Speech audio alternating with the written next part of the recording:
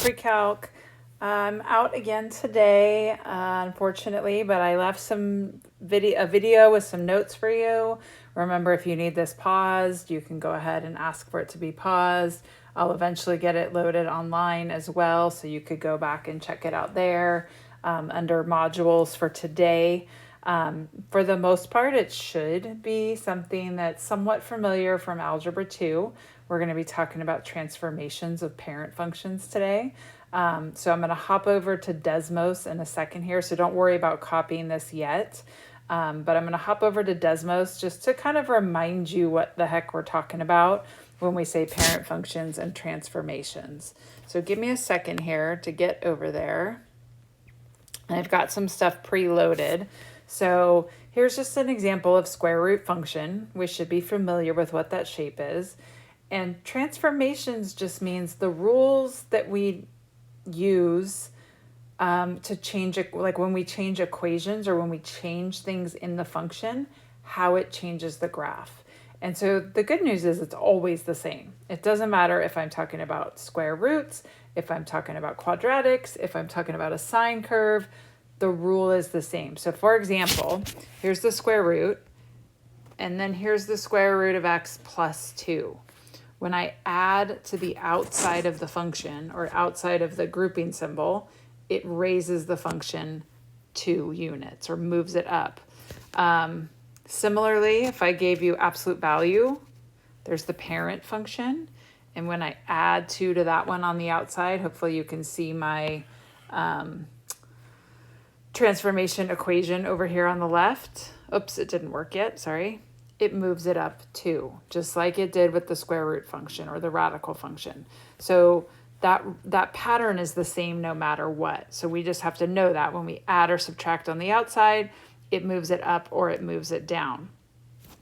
If I were to add or subtract on the inside, let me go back to the radical function.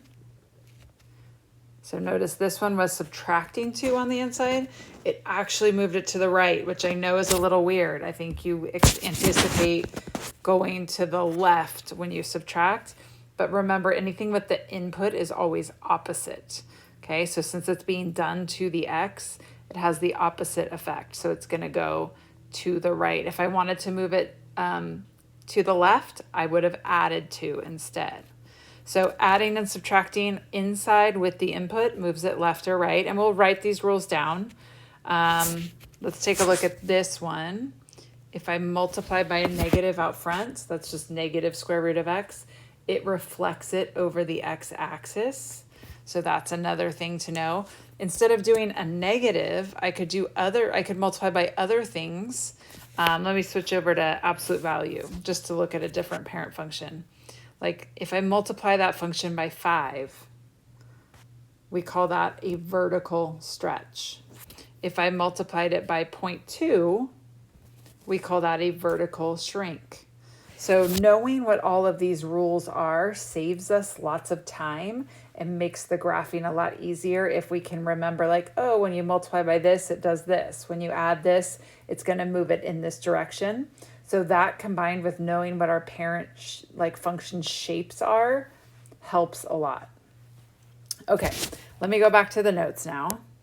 And you will definitely need to have this paused so that you can write all of this down first. There's a lot there, but it's a lot of important information.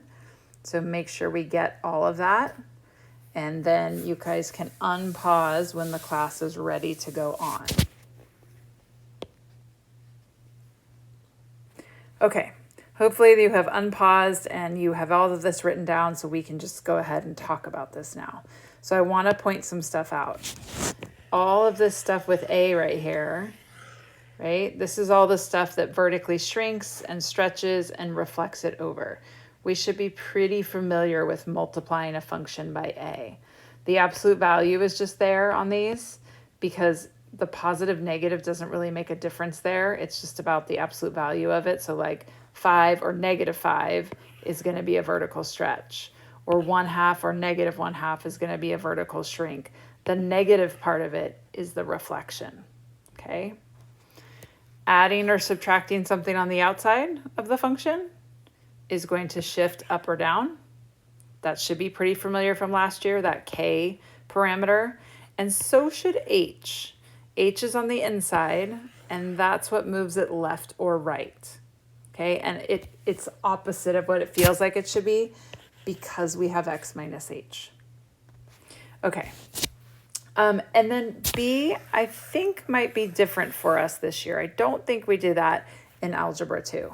So when we multiply the input by something, right, not multiplying the whole function like a, but just multiplying the input or the x, it causes horizontal stretch, shrink, or it can reflect it over the y-axis if it's negative, okay? I also want to point out that you might be wondering, like, what is this f, right? This is just saying, like, generically, we're talking about function f.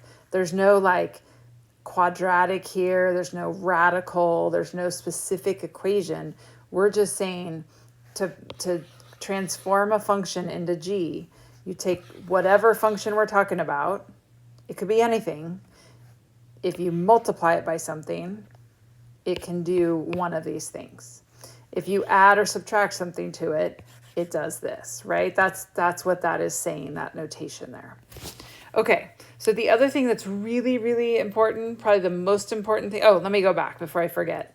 Just take note that b has to be factored out. It doesn't change what b is, but it could change and will change actually what k is. Sorry, h, that's an h right there. It'll change what h is, so we'll talk more about that in some examples. Okay, super duper extra important is this rule because it does the transforming for you. So what this rule is saying is that if you take a function f and you apply transformations to it to get g, right? It's all great for you to be able to say, oh, it's a stretch, it's a shrink, it's up, down, it's left, right. But how do you actually make that happen to a graph? This is how you make it happen. You take coordinates from the parent function and you apply this rule to it and plot those, and that will give you the transformed function. And the good news is this is always the same. It doesn't matter. Like, obviously, b and h and a and k will change depending on the equation, but you always plug them into this. This always works, okay? So double extra, make sure that you got this written down and you wrote it down correctly because we're going to use it over and over and over again. Okay, let's do some graphing. And I'm going to skip around in these notes because some of this I want to do when I come back. So we're going to pass that up and we're going to jump into this one. So again, take a moment, pause the video if you need to catch up with this and get ready to go with the graphing. Okay, so looking at this equation that we're trying to graph, this 4 right here is a because it's multiplied on the outside. This plus 2 because it's outside the grouping symbol or outside of the radical is our k value. And inside, remember, this is like x minus h. So that means h is technically, I'm going to write it over here because I don't have room, a positive 1. If you thought h was negative 1, think about plugging in a negative 1 here. Those two negatives, that double negative, is going to make it a positive. So that doesn't make sense. It's got to be a positive 1 for h there. So I didn't ask you to describe it, but let's just make sure we kind of know what to expect. Square root function means it's going to look about like that. This k of 2 means it's going to be moved up 1, 2. H is 1 means it's going to be moved over 1. And a is 4, a equals 4 means it's going to be vertically stretched. So we're going to stretch it out. So the way that we make that happen, though, and get exact points is using this formula on our parent function. So let's start with the parent function first. Here's the parent function over here. That's what I wrote down. That's what the PF stands for. Remember, to find parent function, you just remove like all the numbers, and whatever's left is your parent function. And the nice thing about that is it's really easy to plug points into. Plug whatever you want in for x. Generally, I do these three numbers, that doesn't work nicely here for this one because I can't take the square root of a negative. So I'm going to back that out a little bit. Let's start with 0. If I plug 0 in, the square root of 0 is 0. If I plug 1 in, the square root of 1 is 1. I can't do negatives. I could do 2, but that's not so nice, right? Square root of 2 is a decimal, so let's not do that. Let's pick something that makes our life easier. Let's do 4, right? You can do whatever you want. Square root of 4 is 2. So let's plot these guys. 0, 0, 1, 1, and 4, 2, I believe, is right there. Okay, that's the parent function. Now to do the transformed function, I'm going to make a new t-chart using this rule. And I'm going to write this rule at the top with A, B, H, and K plugged in. By the way, B is technically here. It's just that it's a 1 in front of the X. It's like, what are you multiplying X by? And so in this case, it doesn't make a difference, but it's technically 1. Okay, so it says the rule is 1 over B times X, but since B is 1, it's just X, plus H. So I'm going to say plus 1. And then it says A times Y plus K. So I'm going to go A times, what was our A? A was 4 times Y plus K is 2. Okay, so this says take all your X values right here and add 1 to them. So 0 plus 1, 1 plus 1, 4 plus 1. Right? These went right here, and I just added 1 to them using the formula. Then it says, take all of my Y values, multiply them by 4, and add 2.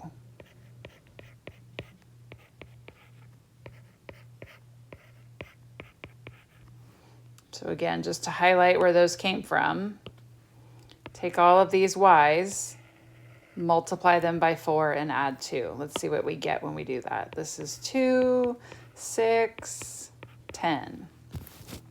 So now I have the point 1, 2, 1, 2, 2, 6, 2, 3, 4, 5, oops, 1, 2, 3, 4, 5, 6, and 5, 10.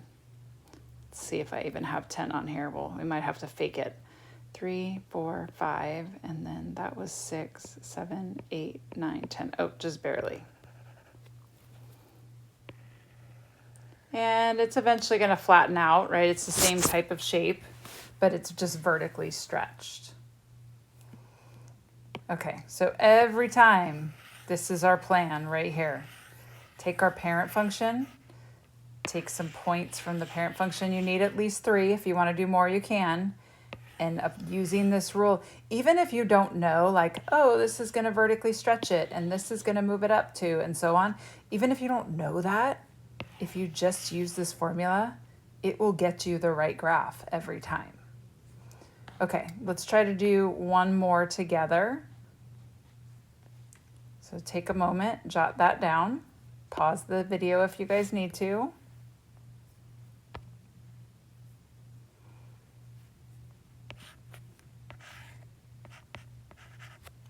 Okay, my parent function is just absolute value. Let's just go ahead and do that first and then talk about what transformations we're expecting. So again, this is my go-to, -1, 0, and 1. I can do that here. I couldn't do it in the last one because I couldn't take the square root of a negative. So the absolute value of -1 is +1. The absolute value of 0 is 0. And the absolute value of 1 is 1. So let's go ahead and plot those 3. We should hopefully know the basic shape.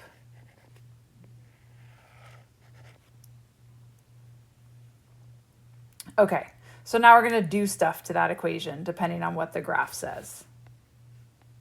Oops, there we go. Okay, one thing I want you to be careful of. Hopefully you're noticing, okay, that's a B, not an A. An A would be on the outside here. That's a B, but it has to be factored out. So what I mean by that is, oops, that's a minus, sorry you guys. I need to take it out of these two terms, because right now, if you were just to look at this, you might think that h was a 6, and it's actually not. So if I factor a 3 out of both of these, I get 2, right? The inside needs to just be x minus h. Let me go back up here for a moment, right? It's really important you notice this is just x minus h when you're identifying h. So always take that b out. Okay, so b is 3, which means horizontal shrink. I should see this thing get skinnier if I'm shrinking it from side to side horizontally. H is now 2, so I should also see it shift to the right. And k is negative 2, so I should see it shift down. But I'm going to figure that out. So I'm going to take care of all of that by using this formula right here. So by the way, a is secretly here also. It's just out front. It's a 1. So if you wanted to put a 1 in the formula for a, you could. Obviously, multiplying by 1 isn't going to change things. So 1 over 3 times x plus your h value. That's what you're doing to all your x's. And to all your y's, it's just y plus k, but k is a negative 2, so I'm going to say y minus 2. Okay, I'm going to do the y's first because it's a little bit easier. So I'm supposed to take all of these and subtract 2 from them.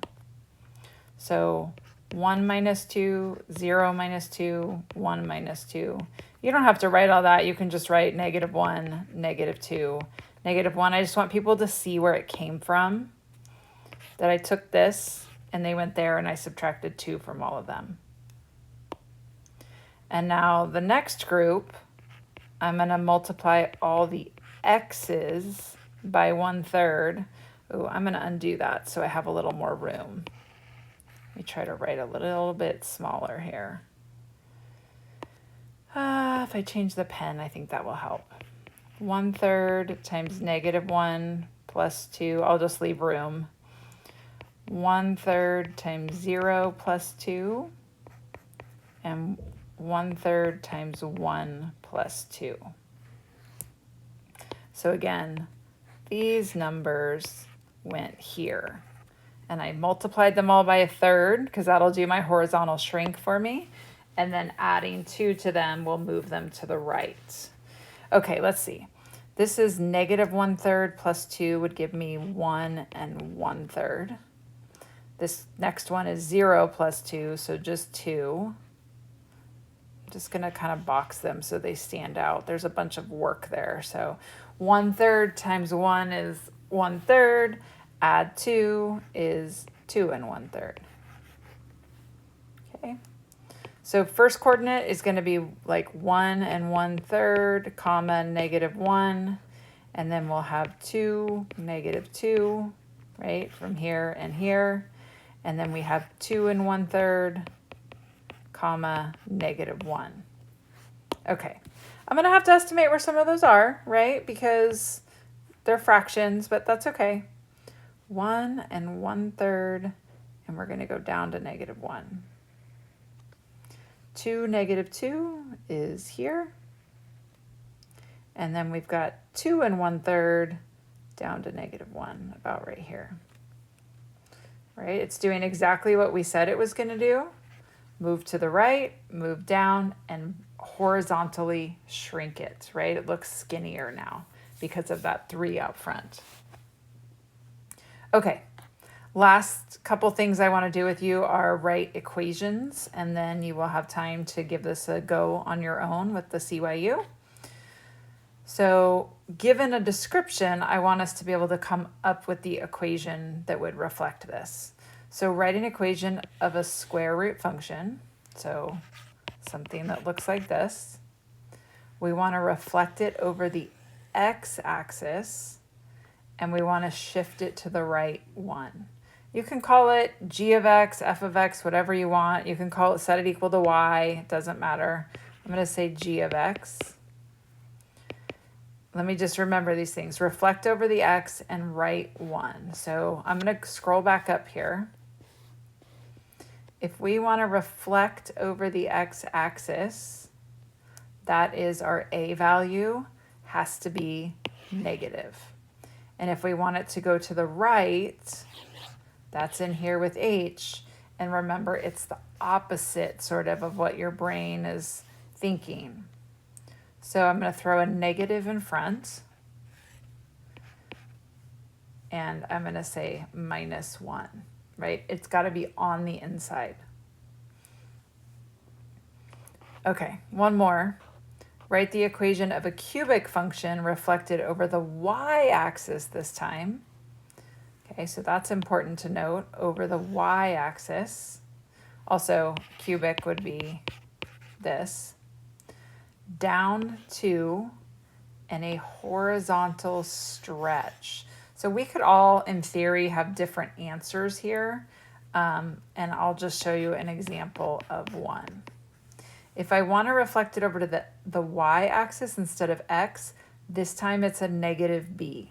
So the y over the y means I need a b that's less than 0. Shifted down to, up and down is your k value. So we know we need a k of -2. And a horizontal stretch means I need a b that is between 1 and 0. Right, and I'll just kind of go back up here for you to see that again. So that's this piece right here. Horizontal stretch, you want b to be between 1 and 0, like a little decimal or fraction. Okay, and again, the numbers are up to you. There's a whole bunch of different ways we could write this. If I want, let's see, b we could make, and we've got to make it negative so that it reflects. Let's do just like -1/2. Here's the trick. It has to be inside. If I put this 1/2 out here, that's an a value now, which makes it a vertical stretch or shrink. So it has to be inside, and also for it to reflect against over the y-axis has to be inside. And then my k would just be outside. Okay, hopefully most of that was a refresher from Algebra 2, and hopefully just the B stuff was new for you.